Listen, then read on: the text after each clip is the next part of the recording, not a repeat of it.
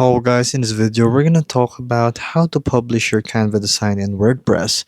So the first thing you can actually do is by creating your own post or publishing it already by itself.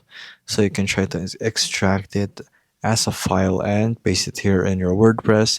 Second is you will have to actually go to your plugins and upgrade to business and search for the plugins in the marketplace so that you'll be able to actually use Canva here in your WordPress and you can integrate it using your HTML. So another one you can do is first, of course, you're going to create your account and here, like I said, install the Canva plugin, which is going to be requiring a business account.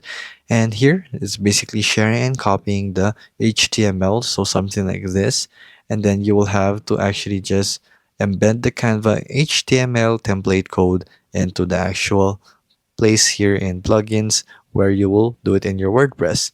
Next, then you're going to be able to use your Canva design seamlessly and then basically just have to set it to the right dimensions and you'll be able to use it in there. So you'll have to upgrade to business to use plugins. Of course, it's not available in the free version.